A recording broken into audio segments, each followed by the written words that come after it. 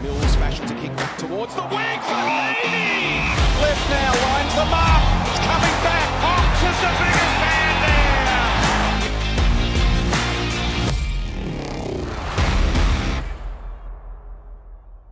G'day guys, welcome to Red Time. Jared Barker, Mason Cox back in the studio for a massive show today. A lot to get to because it is semi-final weekend coming up. Your boys are into a prelim as well. Yep. Welcome. And what's the weekend like after you win a big qualifying final like that and you get the week off? It's a good feel.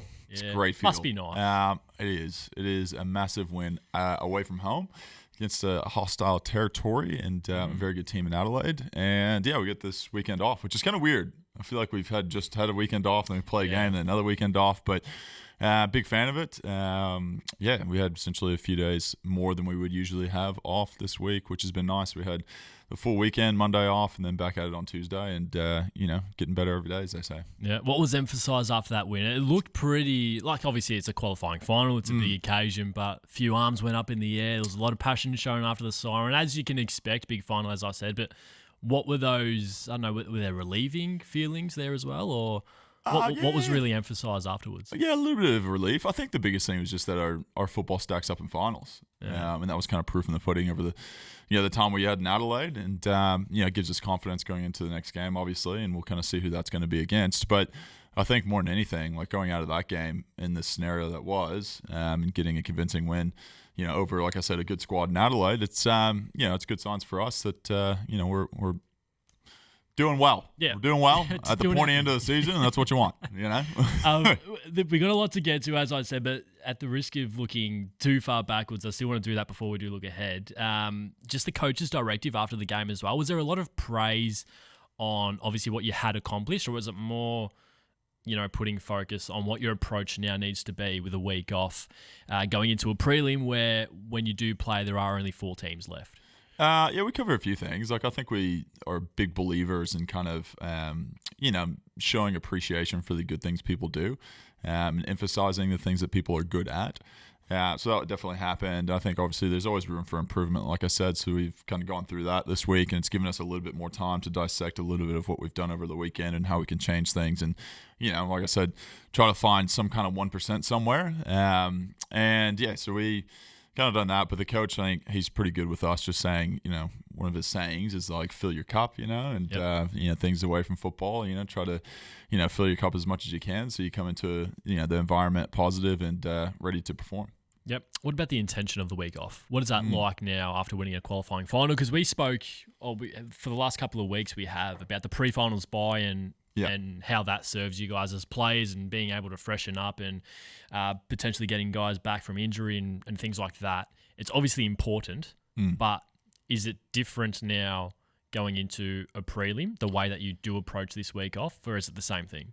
No, I think the structure of the week's different. That's the only thing that really is different. Yeah. Obviously not having a game over the weekend, we'll probably have Saturday and Sunday off. But I think for us, like, we have the same intentions whenever we go to training every single week from week 1 to, week 26 or whatever it is. So it doesn't change too much. I think it just gives us a little bit of time to focus on some fundamental stuff, put some more kind of skill sessions in and things like that, obviously make us better as a team. So, like you said, it gives us a little bit more time if someone's got, some kind of injury or something that they're kind of dealing with, just to be able to take a weekend off and try to get that right. So, yeah, I think some people go, oh, you want the momentum, like going through finals and stuff like that. And like, yes, I think that's important. Don't get me wrong. But if you were to say, hey, would you rather have one game over 3 weeks or would you have 2 games over 3 weeks? Yep. Given the fact that you're at the pointy end of the season, everything's on the line, most people will take the one game over 3 weeks and still be in the same position. It's interesting because fans do speak that, and,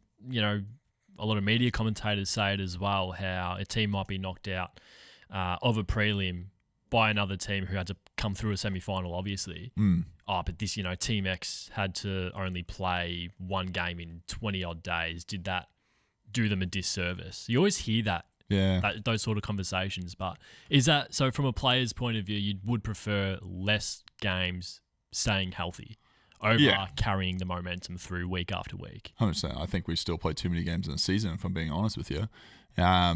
that's a personal opinion. We'll go into the fixture here in a little bit. Play everyone wants. Yeah, I think the play everyone wants, and then a few kind of marquee games is probably what I think is best for the game. But obviously, everyone has their own opinions. It is logical, but AFL don't do logical. No, of course not. No. So, why do logical? Whenever you just change the rules and change how it looks every single year, and then everyone keeps a job because they think they have something that they're doing that's right or wrong or whatever. And we'll go into the AFL a little bit later because we're going to cover quite a bit on this podcast. We are. It was a good win. You did touch on this very, very slightly. It's remiss not to mention it, though, but Bobby Hill and Jeremy Howe, obviously a couple of guys missing. There are a few not in the team at the moment, so Bobby's been missing a lot of the back end of the season due to personal reasons we don't need to get into, and obviously Jeremy Howe with the adductor as well. But how are they travelling? A few training sessions this week. Have they gotten through it, and how are they looking? Yeah, they're both out on the track, which is good signs. Bobby played, and I think we had like a scratch match over in Geelong. Played really well, so he's doing everything to try to put his hand up, and Jeremy Howe's going through what anyone who has an injury has to go through as far as some of the rehab stuff, and he seems like he's going in the right direction. So both of them are doing everything in their power to try to get up for the game, and we really won't know until next week, obviously later in the week, kind of where everything lands and who's available and all that kind of stuff. So it's a bit of wait and see. But like I said, they're doing what's in their power to try to put their hand up, and that's all you can ask from them. Yeah. Before we do move on, just quickly, do you watch a lot of footy? Because surely you're going to sit back and just watch these teams go at it this weekend, knowing that you got to come up against one of them. Because a lot of players do say they don't watch too much footy. Are you one that switches off, or are you going to take notice this week? It depends. Like if we play a game on like Saturday, I probably won't watch Friday night footy, just because I'm prepping for the game. In a sense, I don't want to be like with sleep schedule and stuff. But during finals, especially this weekend, like we had the weekend off, so you'll probably watch every game, obviously. But I think during the year, it's tough to see every game. Like the people that go into the media and comment on every single game and try to dissect it and everything else, I'm like, it is almost physically impossible for you to watch every single game and then be able to dissect every game and then be able to go into what is a show of some sort. And like most people don't realize, a lot of the research and all the stuff and digging is someone else, and they feed it to these people who are like these figureheads in the media. Because it's almost physically impossible to watch every single game. There are footy nuts out there. But there are footy nuts out there. But I would find it very unlikely that anyone in the media has watched every single game that has been played this year. That's a big call. I think it's pretty honest. No. I'm sure there's people out there that do. But so it's not even encouraged at all by the coaches. Do they actually tell you, make sure you're watching, or no? No, because I think we go through so much film throughout the week that we kind of get the gist of it anyway. Like, I mean, you go through so much vision that, like, I'll look at specific players, obviously, ruckman, key defenders, things like that, and I'll see, at least 50% of the game probably just going through highlights and different things that we cover throughout the week. So it's almost doubling up times, sometimes. So I think if you were to say, have I watched any of the game? Like, obviously, through just meetings, I'm watching a decent amount. But then I think it's different to be able to just kind of watch a game from what is broadcast view and watch the game from what is like vision behind the goals. Because whenever you see broadcast, you only see in tight. You see someone get a handball here and there. You don't see how the forwards are leading. You don't see how the defenders are defending. Well, the analytical stuff. The analytical stuff, which I'm more interested in than someone in this tight, narrow, visual shot getting the football. Like that's nice. Don't get me wrong. That looks sexy, but like I'm interested in what's going on, where the ball's going to next, or what's happened just before, whatever it is, off the ball at times. So it's a different way of watching the game. That's more dissection and analytical, like you said. So in that sense, I do watch quite a bit, but probably not as much as like what you would see as camera one, as we like to call it in the industry, of Channel 7's broadcast. I wish there actually was like an alternative channel you could flip to see like behind the goals vision. It'd be so good. That'd be sick. Well, they do show it eventually if someone punches someone behind the play or shoves someone in the back, and they gets 2 free kicks. But we'll go into that. Should be available, I reckon. That'd be a hit. Heaps of headlines this week, so let's get stuck into start, bench, or drop. I got the first one here for you. Fining players $10,000 for staging or flopping will stop it in the future. Yeah, so Fremantle coach, I want to say, Justin, obviously came out and said that it from his comments in the presser on the back of the Rayner double free kick. Yeah, which is not a great look for the league, the double free kick kind of thing. But also the fact that, I don't know, like Vision came out that he kind of was like into the umpire in his face just before that happened. I'd say the second free kick was there. Second free kick, pretty just silly sometimes from the Geelong player to go over and kind of get him behind. I described it as soft, but still has to be soft, paid. But still there. Yeah. If your back's turned and someone hits you, Yeah, it's going to be a free kick. Yeah. And I think that was pretty understandable. But what baited him into the first free kick was, I'll be probably getting 10 or 15 free kicks a game if that were the case. So, I think that obviously you don't want players flopping. That is something that the game doesn't need. Soccer has enough of that, so we'll leave it to them. Jeez. Hey. Whack. The global games just really drive-by. Yeah, a little drive-by, why not? Right. But I think, $10,000, it's an interesting one because there's going to be something that someone goes, oh, was that a flop? Was it not? And then it's going to be opinionated. Then like $10,000 is a fair whack of money if someone just wasn't paying attention and got hit. Like there's times where I've gone where like the balls get moved from one side to another and I'm sitting there and I'm going to body up my man and my man is not looking at me realizing that contact's about to come and it hits you. And like anyone's probably been in this position where you're not prepared for it and you get hit from the side and you're not realizing it. You fall over right away. Yeah. And some people might go, oh, it's a flop. I'm like, well, it's not really a flop. You just wasn't aware that sort of physics, right? Yeah, it's physics. Like it wasn't where the contact was coming. So it leaves a little bit of, it needs to leave a little bit of room for interpretation, which obviously the AFL loves to do. But $10,000 is pretty steep for something that's pretty obvious. I don't mind it, but I think there's a lot of things that happen in a game that's could go both ways. Maybe that $10,000 is a pretty steep fine for. So you're dropping that? I'm gonna bench it. Bench it. I'm gonna be on the fence, just like you. No. Yeah.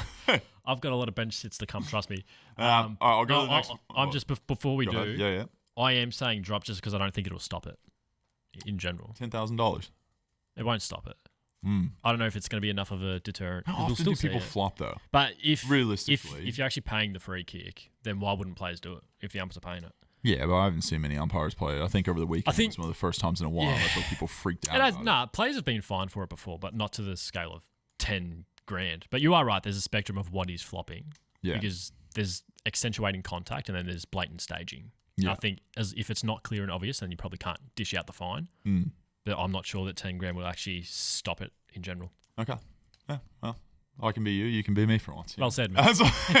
All right, so missing finals in 2026 would be unacceptable for St. Kilda, the team with infinite money over here looking like they're Bill Gates throwing cash left, right, and center. Every time I look at someone getting traded, it's St. Kilda. Yeah. That's it. Just St. Kilda's going, oh, we just have... So what is it about St. Kilda?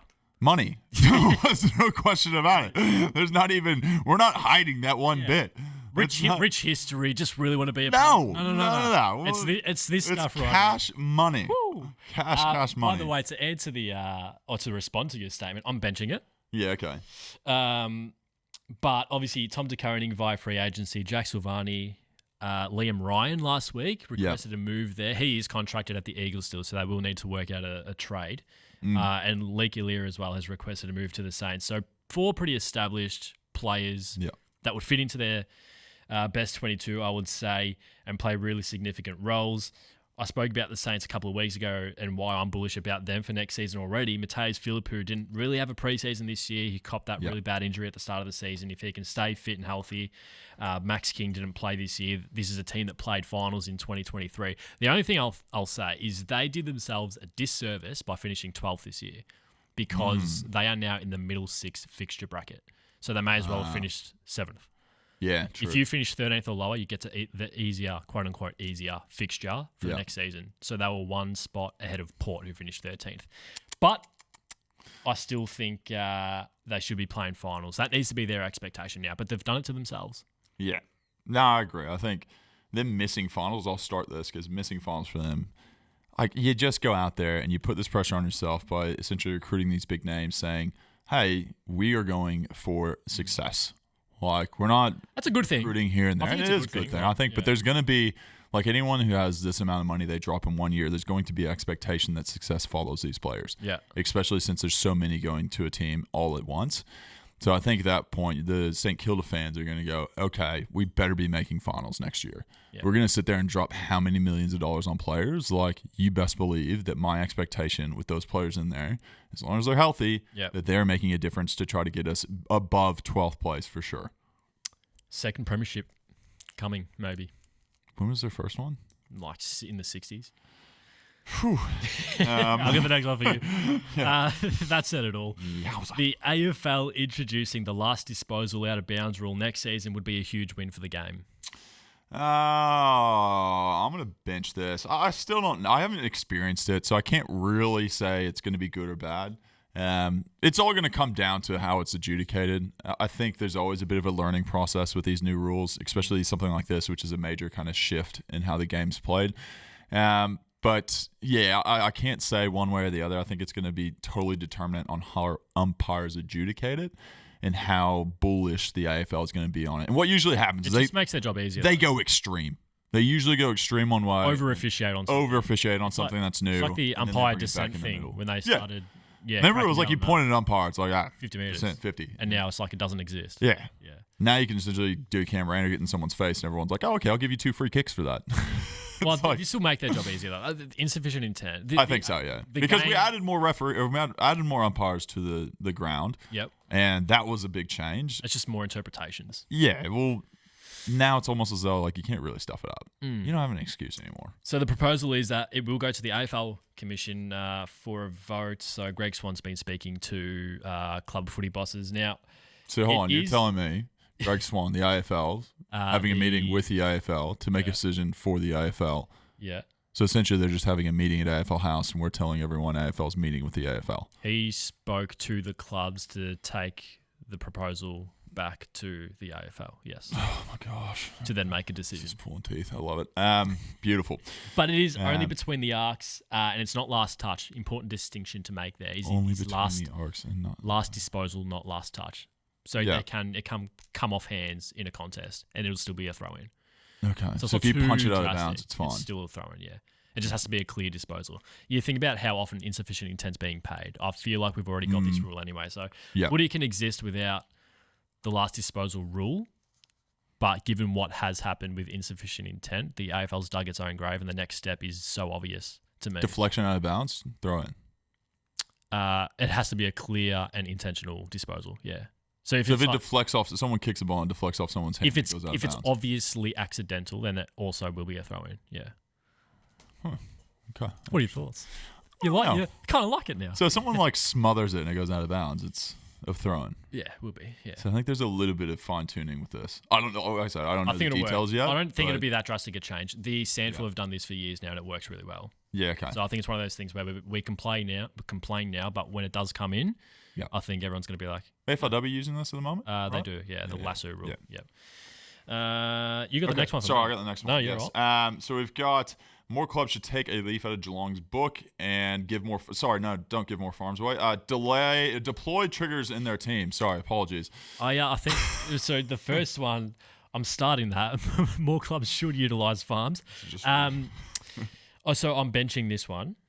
No surprises there. Horses for courses, I've written down here. Because you need the players to be able to do it. So obviously they had Oseen Mullen and Mark O'Connor do roles on Hugh McCluggage and Cam Rayner on the weekend, and they did it superbly, shutting out 2 of Brisbane's better players. But you need players that are disciplined enough and fit enough and strong enough to actually perform those roles. I don't think every club necessarily has the right player to do that. And you also need to play against a team that has a player that is worth tagging as well. So it's horses for courses for me. I don't think they need to, but obviously the only thing I'll say with this is Geelong has absolutely shown that they have found roles for players and they are very versatile in what they do. Yeah, for sure. I'm going to drop this. I don't think it looks good for the game. Tagging? Yeah, I just hate it. Doesn't look good for the game. I think it's boring. Absolutely boring. It can be boring and work at the same time. Yeah, but it might work, but I don't want to see the game be boring. Who goes to the G or goes to the footy to go watch boring? Who goes there and goes, great job tagging.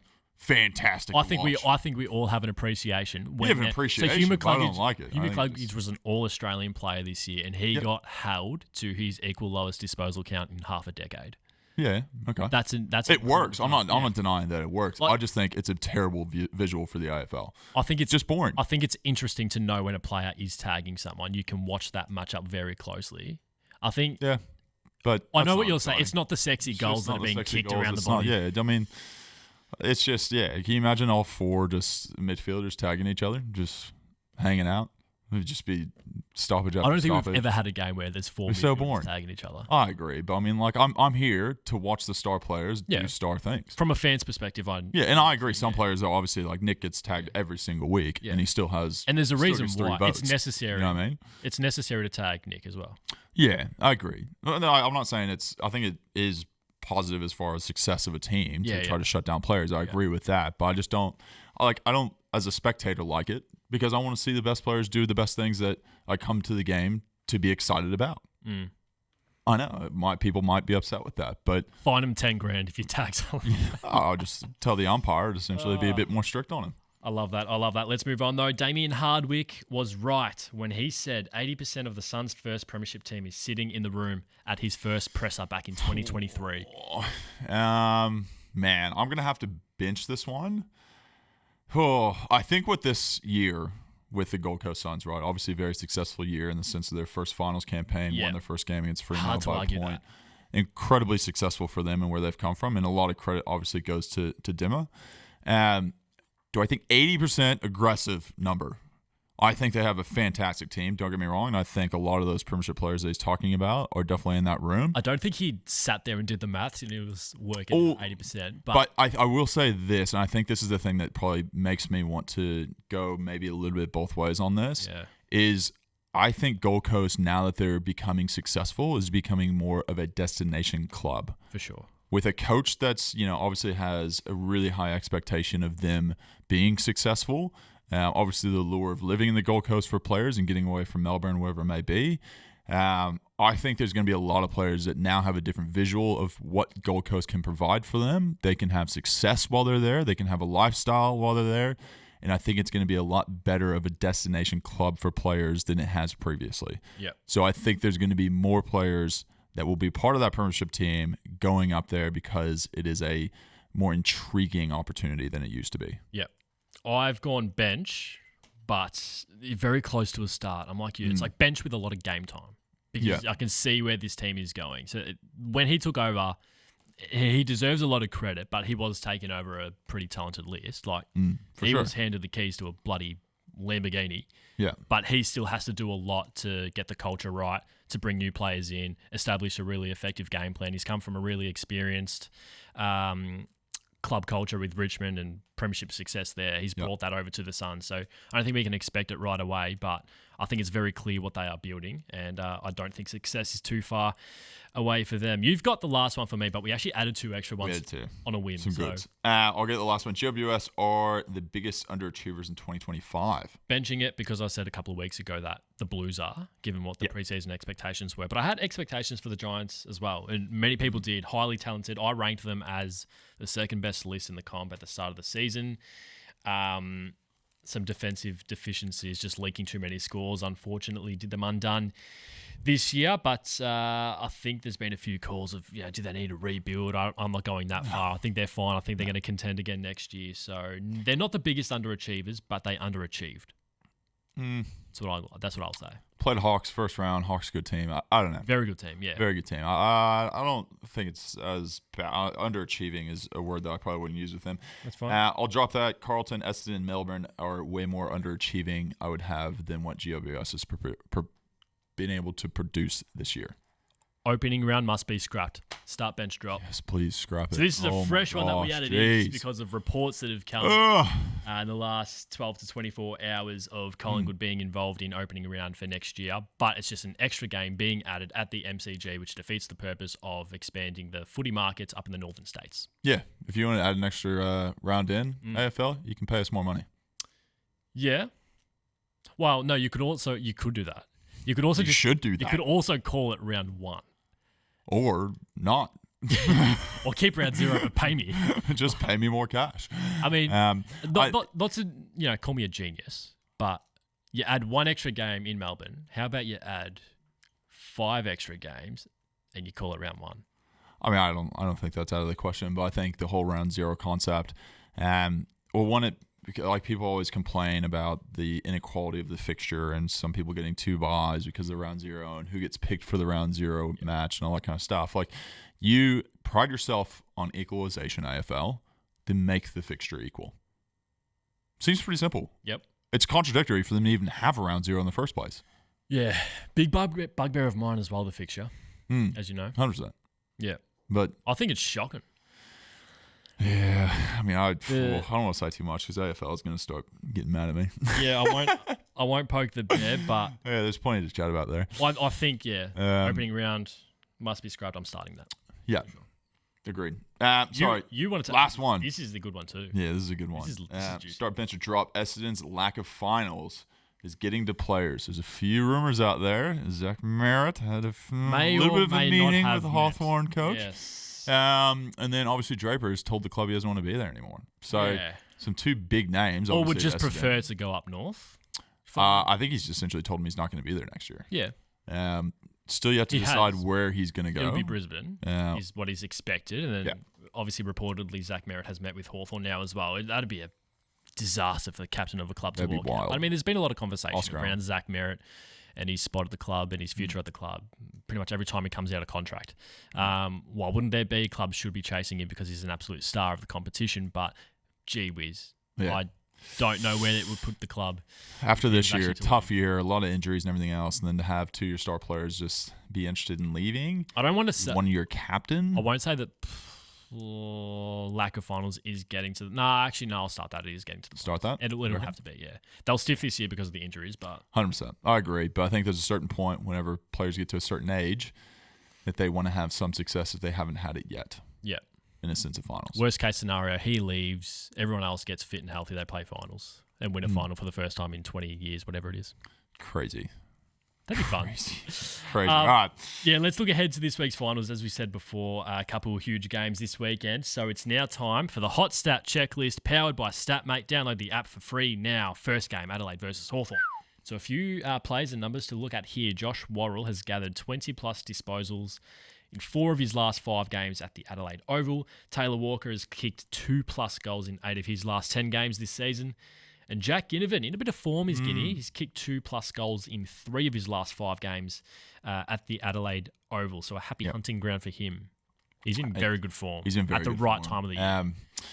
I can't see, in this game, I can't see Adelaide losing at home 2 in a row.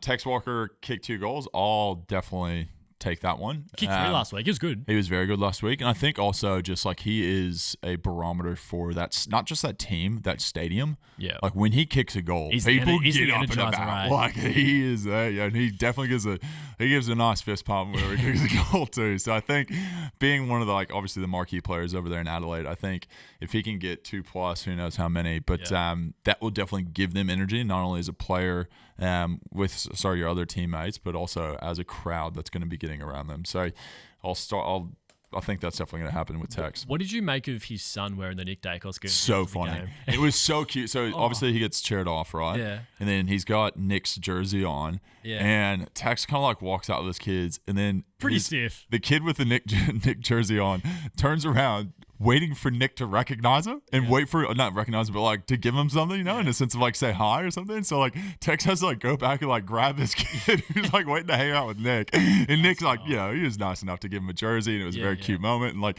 he kind of waves to him and stuff, and all of us are kind of laughing. And good on Tex. Like, it's obviously people were kind of like, oh, you should wear Adelaide jumper or whatever. But like, he understands the situation, has an enjoyment from it. And it's so funny. I mean, Nick's a good player, so I understand. No, it's fair enough. Josh Roll, so 20+ disposals. The one time he didn't, so 4 of his last 5 games, he's done that at the AO. The one time he didn't was in the showdown against Port. He had 19 touches anyway. Yeah. So I think he just missed out. He's averaging over 20 this season. So I'm going to say he does get that really important interceptor at the Crows. Tex, I'm going to say no, not because I don't think he can, but I reckon Riley Theothorpe's the one for them this week to respond from last week's loss. And Guinea, I'll say yes because he's in form at the right time, as we said. Quick tip? Adelaide. Close game, though. But Adelaide. Can't see Adelaide going straight sides. They're too good of a team this year. Big call going into the finals was that the winner of Hawks or Giants would make a prelim. So I'm going to stick to that. I'm going to say Hawthorn will win. Yep. So Crows maybe next year for them. Brisbane and Gold Coast. So Hugh McCluggage has had 25 disposals in all of his last 8 games at the Gabba. And Bailey Humphrey has booted 17 goals across his last 10 games and has kicked at least 1 in 8 of those 10 games. Another couple of plays there to look out for in that massive Q clash, which you called last week. Yeah, I knew it was going to happen. Yeah. I knew it was going to happen. But What I want to talk about is Bailey Humphrey. You compared him to Dusty Martin and Jordan DeGoey before this podcast? Yes, 100%. Those two names came up. That's fake news. The context is he is the same style of player as them in terms of that really powerful forward midfielder. Yeah. A midfielder who can go forward and damage the scoreboard. What, okay, I'll let am you I know wrong that or one. not? No, that's the type of player he is. Yeah. I'm not saying he's had the careers of Dusty Martin. I was like, fake news. I didn't expect that. Got a bit of time to sort it out, but Dusty's a pretty high bar. He is a jet, though. He is a jet. He's 100% kicked 3 goals in 3 of his last 5 games this season. He's the ultimate finals X factor. Bailey Humphrey. Yeah, I think. Yeah, I think both these will happen. He'll kick a goal. Hugh, as we said before, I won't talk about too much. That tagging job that happened to him, so lowest disposal count. He'll 5 years. That's his quietest game. He'll come back for another half decade. Sure. He only had 4 kicks. That's not going to happen again. And Gold Coast don't really tag. Yeah. So I think he'll want to rebound from last week as well. So he'll be fine. 25 plus for Hugh McCluggage and no Lockie Neal as well. So crazy. He might need to step up. Lions for me. I think the fairy tale will end. I want with so much we passion all for want Gold Coast to to win. But everyone wants that to happen. Oh, Brisbane home. It can happen. Home, everyone always says we underestimate the qualifying final. If there's a chance for it to happen, I think it's this week. Going into this game, I feel like things have happened to Brisbane that have put them in a better situation they probably thought they would have been in. The fact that Lockie Neal's injured a calf. Geelong smashed them, confidence a little bit down maybe. Like there's things that work in their favour a bit. They played without Lockie Neal for the last few weeks of the season because he had that quad injury that he was coming back from. Yeah, but still, I just think that Brisbane's too good of a team. Did Gold Coast play their grand final already? It was a good 1-point win. It was a very good 1-point win. Yeah. Well, so were you watching that? Yeah. Yeah, it was very good scenes. It was wholesome. I think everyone wanted them to win. Obviously, Fremantle put up a good fight, especially in the fourth quarter comeback. But it was just kind of one of those things. You're like looking at Gold Coast first finals. Like we've been watching them for what seems like ages to try and be successful and wanting them to be successful in finals to get there, and then not only just get there, but they end up obviously getting a win out of it too. So it was cool. It was a very wholesome, feel good moment. I felt like. I don't think there was one footy fan that didn't enjoy watching that. Oh, yeah. Sorry to Freo. Close game, finals. That's what we asked for. And David Swallow kicking the point. Yeah. Oh, unreal. Poetic. What was your tip? Did you say Brisbane? Yeah. Brisbane at home. I'm going the Lions as well. They'll prove too good with the backs against the wall. They've done that a few times this year, so I expect them to rebound as well. That was the Hot Stat Checklist powered by StatMate. Download the app for free now. Time to wrap things up, but before we do, don't be surprised if we see and hear more passionate but innocent F-bombs from players and coaches after Craig McRae, Nick Dacos and Marbior Chol all dropped the magic word in their post-game interviews over the weekend, which went unpunished. Nothing wrong with a bit of enthusiasm and passion after the game, though? No, I don't think so at all. I think they're person who's ever got the red dump button is probably a little bit more on edge this week.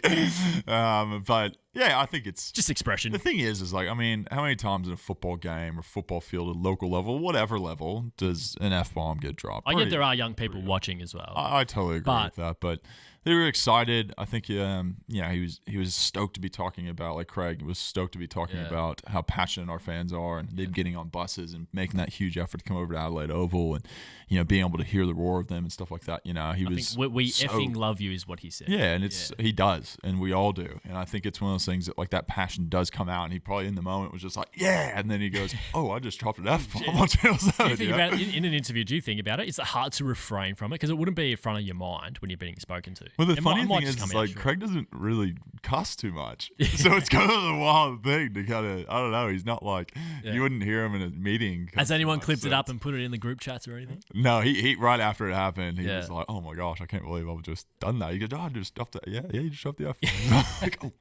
We all do it from time to time. Yeah, these things happen. I agree. I think that will probably happen a bit more often, to be honest, if you don't hear it on the umpire's mic already. Should it be punished? No. I don't think so either. Oh, that's crazy, man. Don't be surprised this weekend. Yeah, what's happening? At the Adelaide Oval, the decibel reader just absolutely goes berserk and breaks. I've got a feeling Jack Hanneman is going to do something to piss off Yeah. the Adelaide faithful. Oh, just the way Jack does. And they're going to get into him, and I hope that he kicks 5 goals, just gives it right back to him. Part of me would absolutely love that. So I've got the decimal reader going off the charts and actually breaking there at Adelaide Oval. That would be gold. He loves the Adelaide Oval, as we just said. He's kicked 2+ goals in 3 of his last 5 there. So good. He loves the Adelaide Oval. Usually it's against Port with that Ken Hinkley rivalry that we are watching for. But we had that circumstance with a reporter at the airport the last time they played the Crows as well. So there's a little bit of the current affair. There's some talking points there. That'd be huge. That would be so good. And he would have something up his sleeve too. He would have some celebration he's just cooking up at the moment for the old Adelaide fans. So that's my don't be surprised. They are going to be 2 very entertaining games, and we can't wait to watch them. And we can't wait to speak to you next week ahead of a huge prelim final against one of these teams. Mace, thanks for coming in today, and we'll speak to you then. Thanks for having me. Thanks to everyone at home for listening or watching as well. We'll speak to you next week.